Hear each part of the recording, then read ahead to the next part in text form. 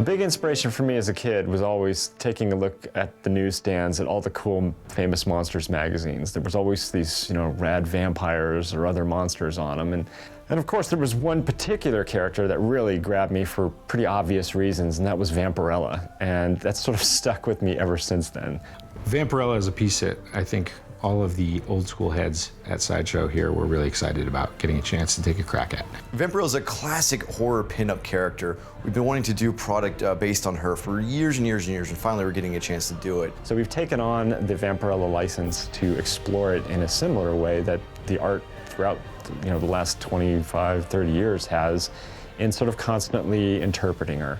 I think we finally found something that sort of really balances the Vampirella camp with the dark sexiness and the horror aspect of it. She's one of the ultimate sexy icons, and if it weren't for Vampirella, Slave Leia wouldn't exist probably. She was the one that really made it acceptable, I think, in the collector's eye, or the fan's eyes, to have something that scantily clad without it being too over the top. Everything we're going to do is going to be a complete sort of original twist or take on the character itself. So we're going to explore it through the Comiquette line, as well as do it with the premium format to get the multimedia angle on it as well.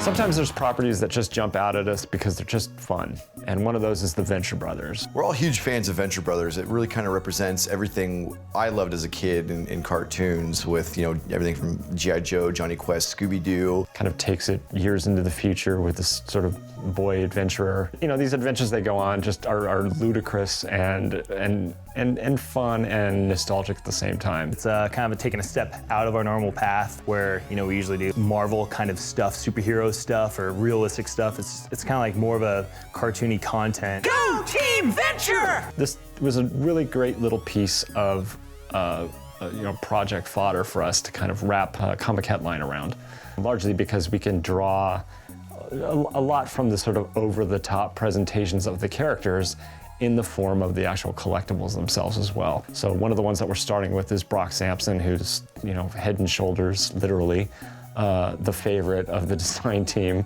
Brock Sampson is pretty much one of the most ridiculous characters. The whole show is ridiculous, but he's like the ultimate guy. And the fact that he's kind of a part Racer X mentor, part Jason, slasher movie killer, just creates some great dichotomy in the sense that he's also the boy's babysitter. He's definitely machismo. He is utterly awesome and impossible to kill. He never uses guns. He kills things with his bare hands or knives. He gets any woman he wants. We're doing kind of a neat Molotov cocktease companion to him too. This sort of Russian agent sexual foil in the whole show. And from there we're gonna kind of explore the rest of the pantheon of characters. Clash of Titans represents, all kinds of great Greek mythology and icons. You have Medusa, you have Pegasus, you've got the Kraken, you have a hero that's defying the gods. I mean, that's all classic Greek mythology, and that's something that we've always kind of wanted to do. We're having a lot of fun on the Perseus premium format figure, and in fact, I think too much fun, because the development guys have been throwing in switch out parts left and right. The whole theme of the movie is Perseus defying the gods, and I think we've chosen a pose that is pretty reflective of that. This thing's gonna have a couple of heads, possibly, definitely a few different arms holding different things. The sack, Medusa's head. We did one version where he's much more aggressive. I think that's the one that really kind of portrays his defiance. He's actually like screaming, it's a screaming face.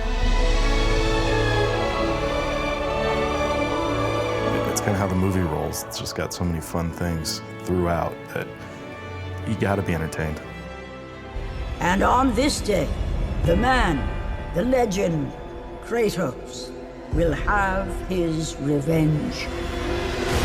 You finally got to see the Kratos from God of War 3 on display. We're really excited to finally be able to show this to you. I love the piece, I'm excited, I love the character, I love the game, but this is a great bridge into other video game properties that we're gonna be doing. We're expanding on our video game licensing with EA, and we're very excited because they represent some of the most interesting games in development today or recent releases too. We're starting off sometime in the next year with Dead Space. The main character in that is Isaac Clarke, and the piece is great. It's just he's like kind of like paranoid, looking around, looking to cut up more necromorphs. So we're excited. Even American McGee's Atlas is coming back in a bigger, different way, and everything we've seen on that looks just like a lot of fun. Then we're going to be moving on to a piece from Mass Effect 2. And then from there we have so many different options with EA. There's just Dante's Inferno, there's Alice 2, there's Dead Space 2, and many more. We're really excited. It represents a great opportunity and a lot of different characters for us to do product for.